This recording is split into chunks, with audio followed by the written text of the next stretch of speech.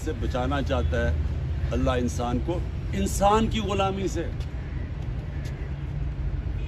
یہ دعویٰ ہے میں کسی کے سامنے جب نہیں جھکوں گا تو کون جھکاتا ہے؟ کون؟ فرعون کہتا ہے کہ میرے سامنے جھکو. ہر طاقتور ڈکٹیٹر کہتا ہے کہ میں جو مرضی کروں، تم میرے غلام ہو، تم کچھ نہیں کر سکتے. یہ جو آج پاکستان میں ہو رہا ہے یہ کیا ہو رہا ہے؟ وہ طاقتور آدمی بیٹھا ہوا کہہ رہا ہے کہ دیکھو میری طاقت کتنی ہے، میں لوگوں کے گھروں میں رات کو گھس جاتا ہوں، کوئی مجھے پوچھنے والا نہیں ہے. 20-30 لوگ پولیس والے گھس گئے، گھر توڑ کے چلے گئے، کسی کو پکڑ کے لے کے چلے گئے.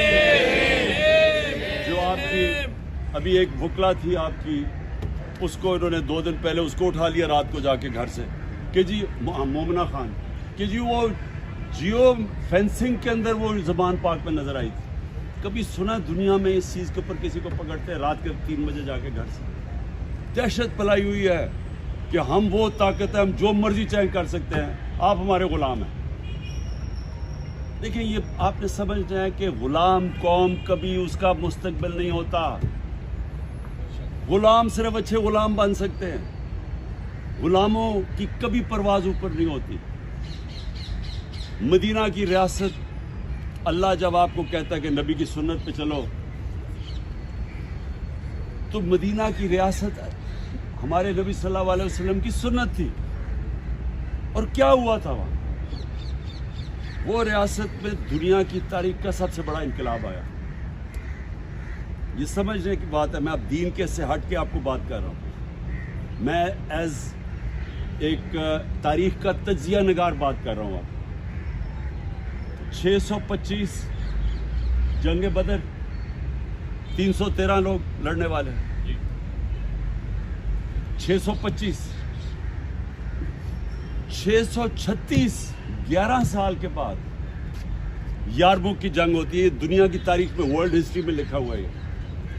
11 سال کے بعد جو اس وقت کی سپر پاور تھی رومن بیزنٹائن ایمپائر، وہ یارموک میں مسلمانوں کے سامنے گھٹنے ٹیک دیتی ہے. 1 لاکھ ہوتی ہے ان کی لڑنے والی فوج.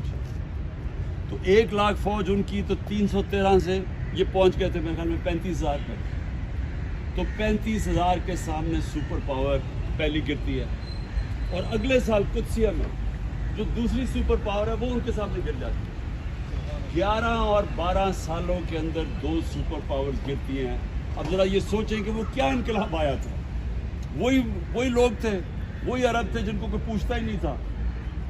تو وہ کیسے ایک اتنا بڑا انقلاب آیا کہ وہ ورلڈ ہسٹری کہتی ہے کہ ایک دم دنیا کی تاریخ بدل گئی. اگلے 700 سال تک دنیا کی سپر پاور بنے رہا. تو یہ میں آپ کو صرف اس لیے بتا رہا ہوں کہ انہوں نے سب سے پہلا کام انسانوں کو آزاد کیا تھا. اور آزادی سب سے پہلی دی تھی یہ جو آپ کہتے ہیں نا بت توڑے تھے. بت جو توڑے تھے وہ تو ایک تو کعبہ میں بت توڑے تھے، وہ دوسرے بت بھی توڑ دیے تھے کہ ہر انسان قانون کے سامنے ایک برابر ہے. ایک حضرت عمر کے دور میں واقعہ ہوتا ہے، ایک شہزادہ مسلمان ہو جاتا ہے، طواف کر رہے ہوتے ہیں خانہ کعبہ کا. ایک غلام کا پیر آ جاتا ہے اس شہزادے کی اس کے اوپر چوغے پہ. وہ اس کو مارتا ہے. وہ جا کے حضرت عمر کو بتا دیتا ہے. حضرت عمر دونوں کو بلا لیتے. وہ شہزادے سے پوچھتے تم نے مارا تھا اس کو؟ اس نے کہا مارا تھا. اس نے کہا غلام کو واپس مارو. وہ اسلام ہی چھوڑ کے چلا جاتا ہے شہزادہ. لیکن مسلمانوں کا جو